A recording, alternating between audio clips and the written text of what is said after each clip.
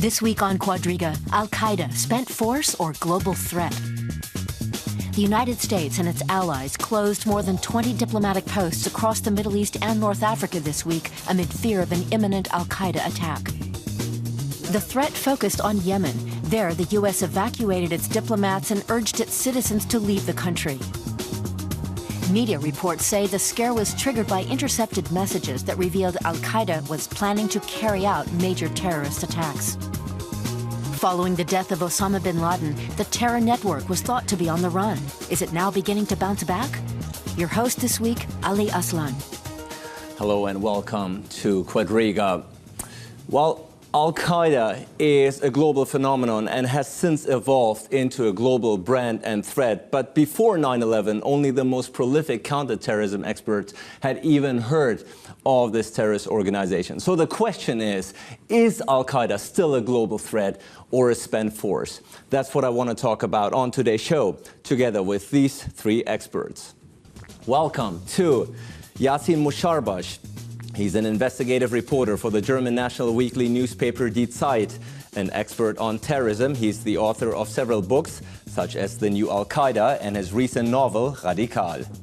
Andrew B. Dennison is an American political scientist and the director of the foreign policy think tank Transatlantic Networks. He also serves frequently as a commentator on German radio and television.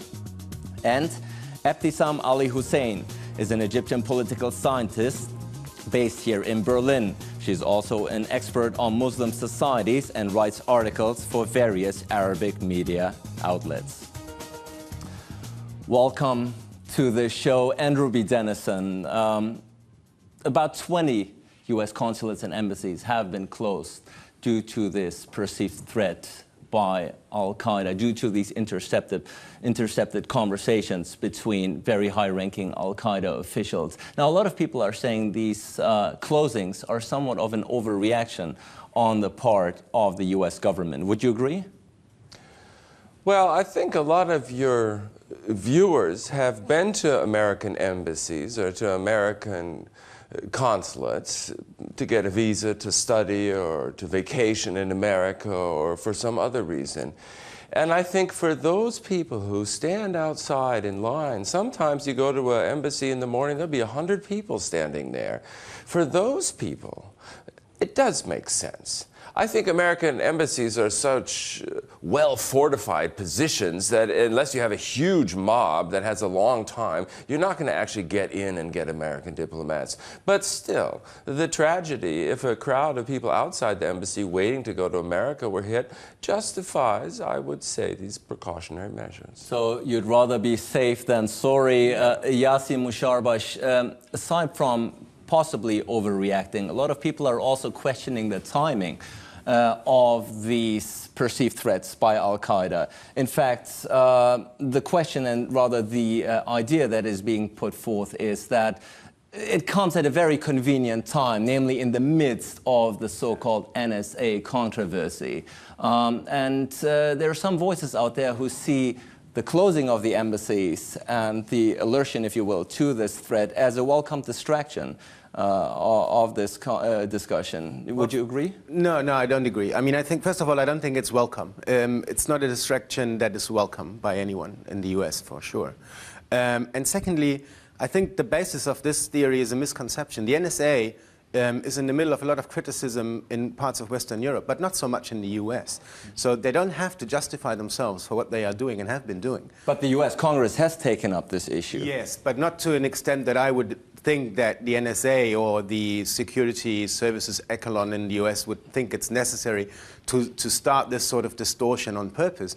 There's also another reason why I don't think this is the case. What we are seeing now is that the US are publicly sending a signal to Al-Qaeda that they are afraid. This is a victory for Al-Qaeda in and of itself, and nobody would do that voluntarily. And Ebtisam Ali Hussein, Yassin Musharbash touches upon an important point. Indeed, the critics out there of the latest closing of the US embassy are saying the US has showed its hand by making public this threat, and therefore has emboldened Al-Qaeda even further.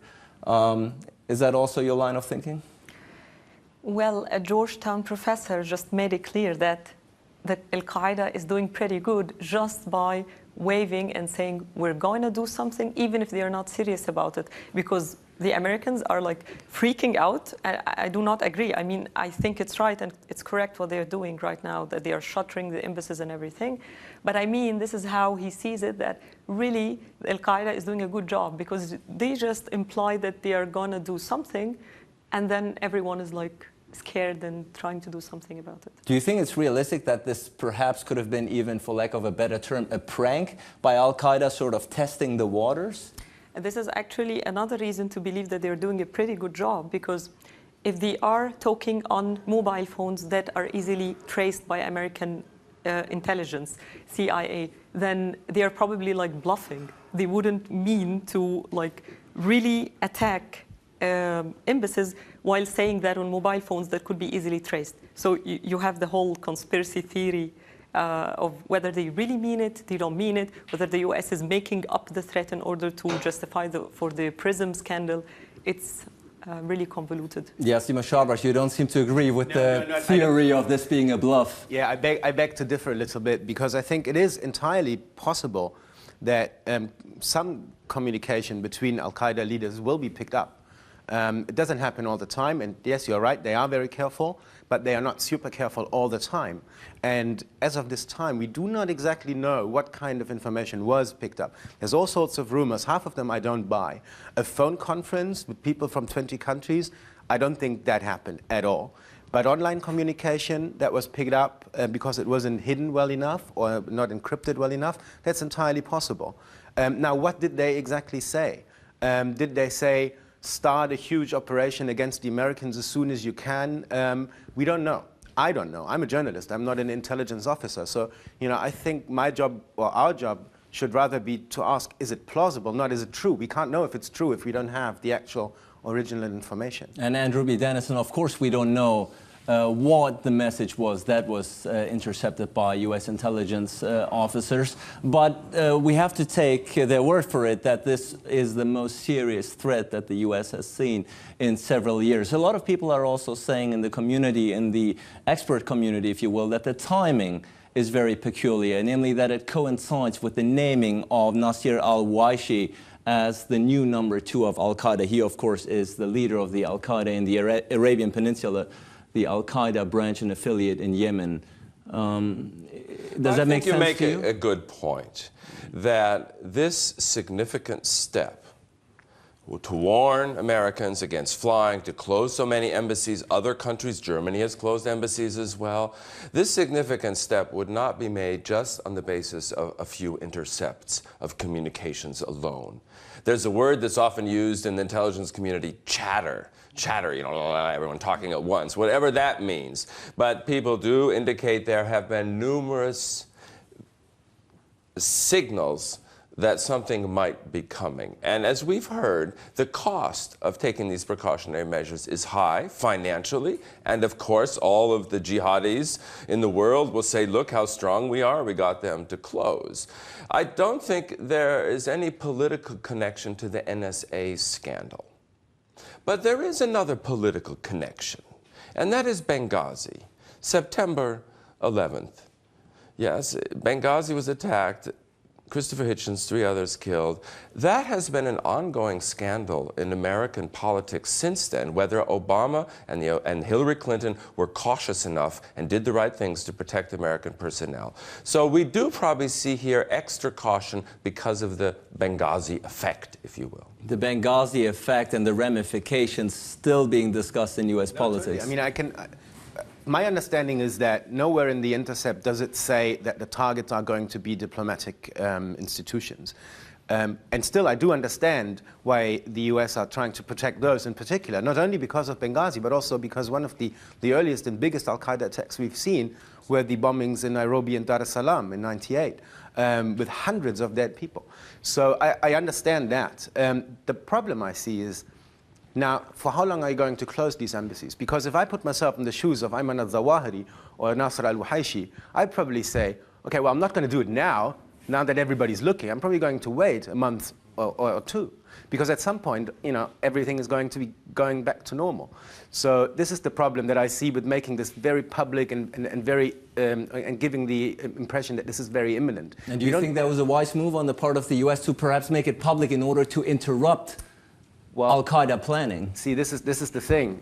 Did they make it public so that Al-Qaeda would not do it? Did they make it public because they took it so seriously and thought it might be very imminent? We do not know. At least I don't. It does make sense to take extra precautions. The question is the publicity that came with the whole thing too much? It probably is. I'm not sure, but we'll be all the wiser in a while, because right now it's futile to speculate about an attack that didn't happen.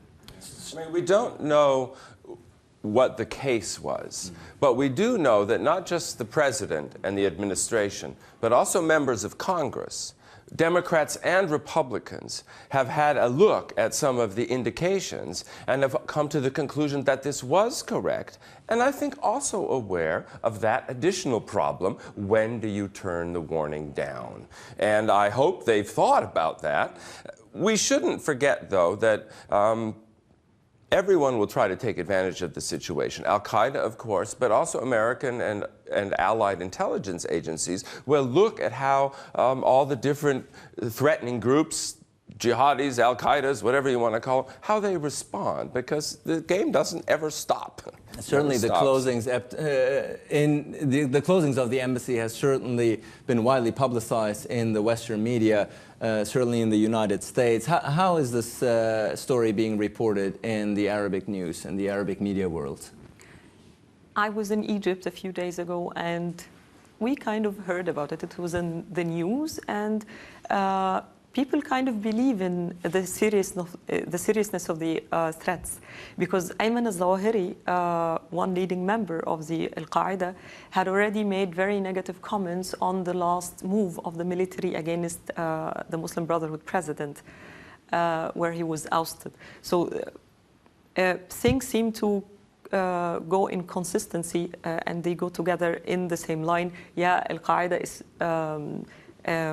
outraged because of what happened in Egypt, and now there's the threat that there might be attacks. Yeah, the US embassies can be targets of such attacks. So generally speaking, the people in Egypt, they believe in the seriousness of the threat.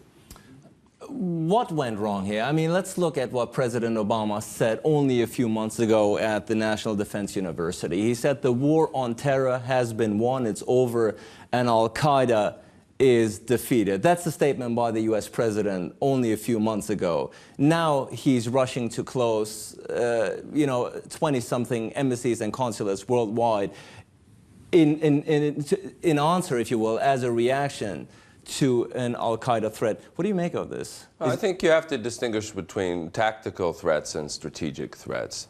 And the president meant that an Al-Qaeda capable of doing a 9/11 again, enjoying a sanctuary where it can hide in safety to organize a massive plan like that, that Al-Qaeda is really significantly less threatening than it has been in the past. Also to American soldiers who are no longer deployed in such large numbers in Iraq or in Afghanistan.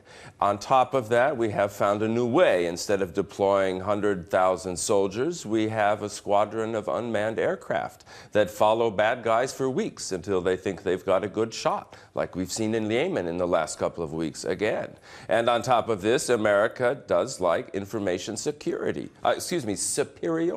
We would like to listen to everything that any suspected bad guy in the world communicates over the internet. So a different way of fighting, a weaker Al-Qaeda, nevertheless one that has tactically benefited from the chaos and the arms in the Middle East following the Arab Spring, and therefore is a threat, but at a different level. It's a threat, but at a different level, says Andrew B. Dennison. But one thing is for sure, Al-Qaeda is still here. After 9/11, it is still here. Even after the death of Osama bin Laden, Al-Qaeda is still here, and perhaps here to stay. Let's have a quick look. It's been called the Decade of Terror. In the 10 years that followed the 9/11 attacks, extreme Islamist groups took aim at the US and Europe, killing thousands of people. Western nations reacted on a massive scale. 2 wars were launched in the so-called War on Terror. In May 2011, American special forces finally tracked down and killed the Al-Qaeda leader Osama bin Laden, who was hiding in Pakistan. Ayman al-Zawahiri, an Egyptian, took over from bin Laden, but he isn't as influential as his predecessor. Al-Qaeda is now thought to be made up of mainly regional groups, working autonomously across the Middle East and North Africa. It's flourishing in weak and failed states such as Somalia and Nigeria. It's also believed to have a strong wing in Yemen. Yasin Musharraf, certainly Al-Qaeda has left its mark on the political discourse on a global scale in the past 10 years or so. The question now is, though, is Al-Qaeda perhaps even stronger than it used to be before 9/11? Stronger is probably a problematic term, but more careful, yes. And the reason I'm saying that is because one must not make the mistake of looking at Al-Qaeda only through the lens of somebody who lives in the West. If we ask the question, are they more capable today than they were 10 years ago to attack the West and kill large numbers of people, I'd say the answer is no, they are not. But they are very, very careful in other regions, particularly all across the Middle East, Northern Africa, and parts of sub-Saharan Africa even. So this is where we are seeing that Al-Qaeda is a real threat to a whole lot of people, capable and able to kill thousands of them over the next years. That doesn't mean that you have to be afraid of Al-Qaeda when you live in Colorado, in the United States. But if you live in any of those countries in the Middle East or Northern Africa, yes, you should be afraid of Al-Qaeda. There's a lot of reasons why you should be afraid. And Abdeslam Ali Hussein, the argument is being made that indeed Al-Qaeda is perhaps even a bigger threat now than it used to be even before 9/11, because the movement has mutated, if you will. It has spread from Western Africa to South Asia with numerous affiliates, something 41 affiliates, 28 or 29 of them did not even exist before 9/11. Is that also the understanding in the Arabic world, that Al-Qaeda today, in its current and present form, the more mutated and spread form, is even more dangerous? The more followers Al-Qaeda gets, the more dangerous it gets, because the followers can potentially turn into attackers, into people who would really take part into the violence. And the problem is that structural factors do help people and followers to stop and take the side of the Al-Qaeda, because they are poor, because they are ignorant, because they don't have chances in life for social mobility. So you have to consider that it's more than Al-Qaeda and the ideology of Al-Qaeda. It's also the fact that there are people who are desperate, they are frustrated, they have nothing in life to lose when they carry out violent attacks. There's also another factor at play which I find interesting and important, and that is that up until the death of Osama bin Laden, Al-Qaeda was very careful not to have its own brand mixed with that of other organizations. Under al-Zawahiri, we are seeing a move away from that. Al-Qaeda is mingling into regional and local affairs across a lot of countries and is working together, cooperating with other local organizations that have a similar jihadist but regional focus. And we have not seen that before. Al-Qaeda doesn't care about the brand name as much anymore as they used to, but they're still there. They're mixing with these people, they're planning operations, and we've seen that in Mali, for example, we're seeing it in Nigeria, we're seeing it in Somalia, we're seeing it in the Sinai. So this is a very careful development. And Andrew B. Dennison, indeed Al-Qaeda seems to have become less of an organization about individuals, if you will, but more than that of an idea. Al-Qaeda has become an idea, if you will, an ideology. And look at, for instance, the Boston bombings. What are you going to do with lonesome sympathizers who share the same ideology but are not necessarily affiliated with Al-Qaeda? It's very hard to rein in. I think there are different levels of cooperation. People say there still exists an Al-Qaeda Central. Zawahiri, the Egyptian, who once was not Al-Qaeda but was always radical against Anwar Sadat and others, okay? Then outside of that area where, of course, people are on the run, we presume he's in northern Pakistan, there are formal connections. Al-Qaeda in the Arabian Peninsula operates out of Yemen, has long associated itself with the Al-Qaeda name, is today considered a threat because an idea that moves young men with guns to occupy territories, to take towns, to enforce their rule of law, Sharia extreme, onto the population, that is something that is more of a danger than just the idea and single actors. And that's where I agree with you from a human rights perspective.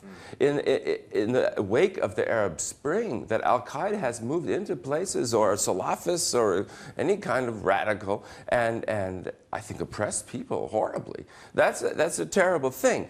We in America used to say those horrible situations could lead to an attack on the United States. Today, we tend to say that might be localized, and maybe we don't have to worry. Keep them from getting too big. Let them kill each other. It's horribly cynical, but Americans have always had their enemies fight against each other. The thing is, what we're seeing right now is that the pendulum is swinging back. I mean, what is the idea about Al-Qaeda, the founding idea, the principle on which Al-Qaeda is founded, is the idea that you should attack those Western powers who support what Al-Qaeda perceived as the local dictators, Mubarak and the likes of him. Now, they are gone now, or most of them are gone now. Instead, what we have is a huge battlefield in Syria, half a battlefield in the Sinai, and another big one in Libya. So interests of people are focusing now on their own region. They don't care so much about attacking America right now. There might still be plenty of people trying to plot something big against the US, but this is not the #1 agenda of people who identify themselves as Al-Qaeda fighters. Their main focus at the moment is the region. But that may change again. Maybe in 10 years, it's going to be looking different again. So there's a pendulum here that is swinging back. Al-Qaeda always calls it attacking the near enemy and the far enemy at the same time. Now, each one of those ideas has precedence at some point in time. But you always have both ideas at play. But for now, the shift of the focus seems to have indeed changed, if you will, less away from striking the U.S. homeland and more towards striking U.S. interests abroad, such as Benghazi. Or even interests that they perceive hostile and that are, Arab or Muslim targets. And Abdeslam Al-Husseini, if one were to ask, what is the goal of Al-Qaeda at the end of the day? We just discussed where they are striking and whom they want to get rid of. But what is the overall goal here? Some people are saying, is it to spread, or asking, is it to spread Sharia worldwide? Is it just to establish and install Islamic governments in a certain region? Do you have the answer to that? They have two main targets. First, they're combating Americanism, like they are anti-American, and they believe that Americans sustain authoritarian dictatorships in our countries, like in the Arab world, in Muslim-dominated countries. The other thing that they have in mind, I wouldn't say Sharia application, I would just say they are standing for Islamic governments, because you can see that in Egypt, for example, they were supporting Mohammed Morsi, the ousted president, while they did not apply, the Muslim Brotherhood did not apply Sharia in the year he ruled. So you can see that it's not eminently about the Sharia application, it's more or less supporting Islamic guided governments. The longer term the targets are, the more theological they tend to become. So if you ask Al-Qaeda fighters, what is your aim? In the end, they will always say the world domination of Islam and one true Islamic caliphate all across the globe. But that's the long-term perspective. If you ask for the short-term goals, it's very different sometimes, or the medium-term goals. And it's interesting, if you ask them that, and I try to do that every time I come across a sympathizer, somebody who identifies himself as such, because if you look at those who are fighting in Syria right now, a lot of them are saying, well, when we are done with Assad, we're going into Israel. So they're already planning the next step. It is not all about Assad.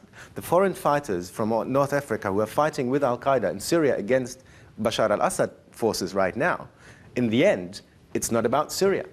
If you talk about midterm targets, the same sort of thing applies. Everybody can come up with something that makes sense in his own jihadist career.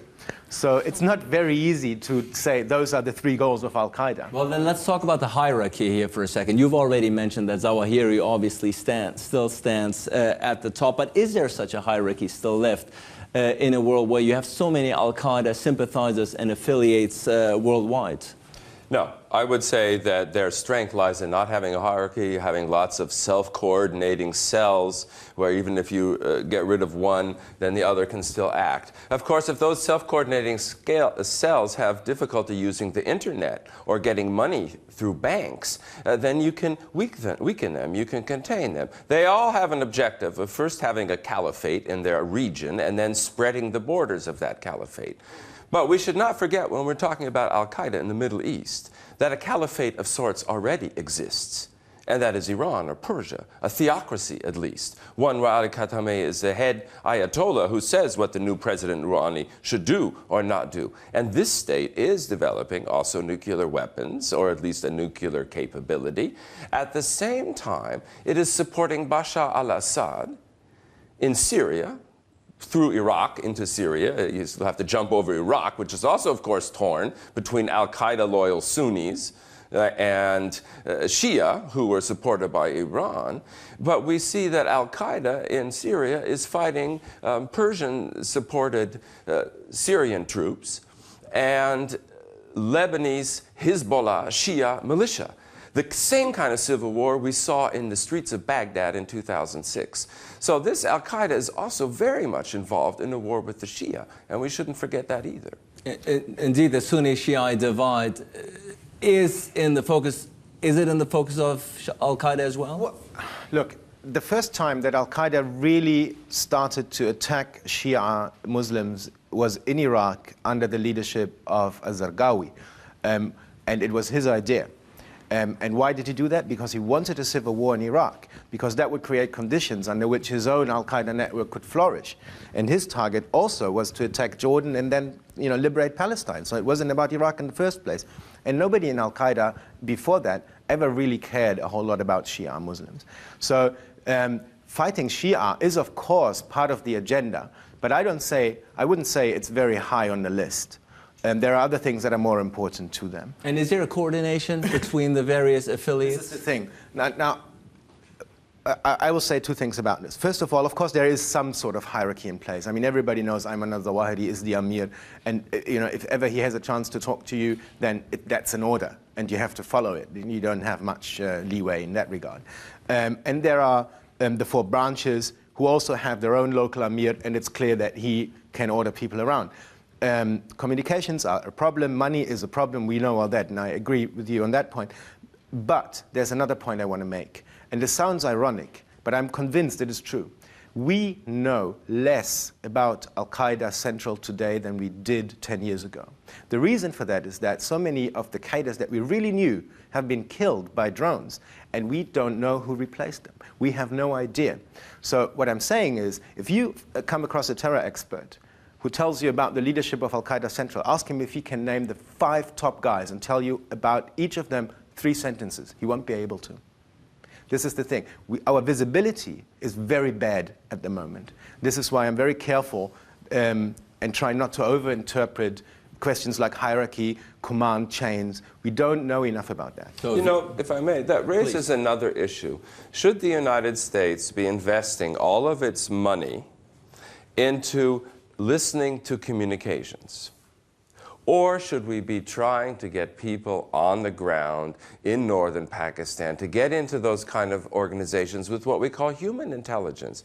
And I think there, Americans do tend to err on the side of caution. And if we could listen to your cell phone, we're not going to send some guy in there or some Pakistani secret police agent that works with us that has blood on his hands. So I think that is a challenge to get inside the network, even if we do keep them on the run and keep shooting things at them. Well, I'm not a policymaker, but if you look at the history of terror organizations and how they end, you usually find that the military is not very helpful. You usually find it's a mixture of intelligence and police work that really gets the job done. So I think there's a lesson there, perhaps. As for the drone strikes, they are effective in a way, but if you shoot all the guys you know, and the organization is still there, who are you going to shoot next?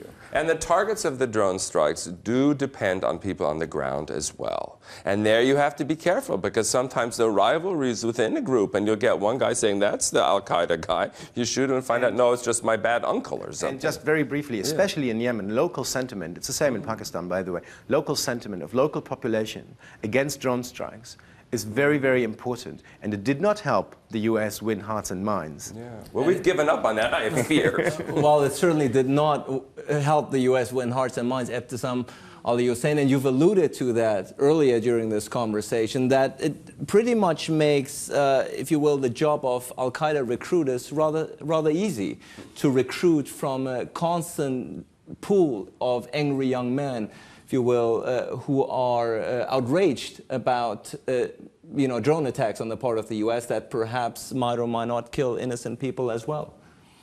So would you say that that is a real problem, that there's a constant pool, if you will, of angry young men that Al-Qaeda can constantly draw from as long as US drone strikes will continue? American internationalism played a huge role in cultivating the followers of Al-Qaeda. On the other hand, the structural factors we mentioned about being frustrated, having no chances in life, and also the fact that Islam had always been an integral part of the societies where Al-Qaeda has its followers, its main followers. So you have to think about the three factors altogether. America was doing a very bad job when they were intervening in the domestic politics of countries, Muslim-dominated countries, in favor of dictatorships. At the same time, it was also the fact that Islam is very important in these countries as a cultural ingredient. The people are, millions of citizens are frustrated. They don't have jobs and they don't have a proper life standard. So think about all the three together, and then you have an answer for the follower proliferation. Andrew Dennison, the criticism towards the United States is that during this war on terror, there has been way too much emphasis on killing terrorists and none on removing, if you will, the incentive, the grievances that make people join terrorist organizations such as Al-Qaeda in the first place. Would you agree with that sentiment? I think that we have tried to democratize the Middle East in order to drain the swamp so the terrorists don't have grievances, give power to women, education to children, freedom to business, remove corruption, and it's been extremely difficult. We tried that in Iraq. It really didn't work. Didn't work in Afghanistan either. In 2007, 40% of the Americans said we need to focus on international affairs. 40% said we need to focus on domestic affairs. In 2013, 83% of the Americans say focus on domestic affairs, and 6% say focus on foreign affairs. We don't want to mess with the Mideast any more than we have to. And in that sense, I think also Germany and Europe, much closer to that area, have to think about what the Middle East is going to look like with a less engaged United States. But let's look at the role of the United States once more here, Yassin Musharbash, because obviously, and first and foremost, the U.S. was the target of 9/11 and continues to be so. And things like the drone strikes, like Guantanamo, like Abu Ghraib, these are, if you will, these are incidents and phenomenons where the Arabic world is outraged, and even perhaps someone who might not otherwise be inclined to be radicalized might be drawn into that sort of motion. Although I don't know if, I'm not sure how to put this given that you have a global audience, but when the Abu Ghraib scandal broke, of course the Arab world was shocked. But then again, they only would have had to look into their own prisons to see very much of the same thing. So I'm not saying it's not right to get angry over Abu Ghraib, but it's definitely right. And it was a terrible, terrible crime. But the U.S. holds itself up to a higher standard. Exactly. And of course, there's a lot of disappointment in the U.S. It's not. I know a lot of people who don't hate the United States so much as they are disappointed with them. And that can also be a factor, I guess. It's like disappointed love. I mean, when I wrote my book, I said a lot of people who go to, and buy a ticket to jihad would probably also take a green card if you offered it. and their lives could probably turn out very differently. So I guess what we are really looking at is we are looking at young people, especially young men, who want to do something meaningful. And they will do whatever is open to them, and whatever their environment tells them is the right thing to do. If their environment was different, if they had been exposed to other ideas, then they probably would choose different paths. It's not a biological thing. It's not an historical rule that people go wage jihad and kill other people. You know, this can be turned into positive energy as well. And I think when the revolution started in Tunis and Egypt, at the beginning of this, we had an idea of what this positive energy could look like. A lot of people who were on the streets in Egypt, you know, had the same motivations that some of the people who went to fight some other place had. So I think we need to create an environment that makes positive use of the energy that is there. The energy. How can we do that? I mean, if ever there was a time or a place to change the future of the Middle East, it would be Egypt today. 80 million people, a pillar with Western connections, long history, with a liberal, open-minded society. At the same time, at the edge, because of that frustration, the extremists gain. But what can we do? But 2 years. Give them money? No, give them time. 2 years. 2 years is nothing. I know. 2 years is nothing. Napoleon. What we are trying to do right now is we are trying to live analyze the French Revolution. Yeah. But that took 200 years. I wouldn't really say that it was quite a positive energy. It was a positive development in the sense that Egyptians were capable of expressing their views and standing for their rights and freedoms and saying, we want Mubarak out. But it was quite amazing how once Mubarak was ousted, they just went home. So it was not really that you had millions of people on the street for at least 18 days. And at the very end, it was just Mubarak was out. They did not realize the fact that it was more structural and more profound than just one person, and that the corruption and the despotism that Egypt suffered from was more than just one person.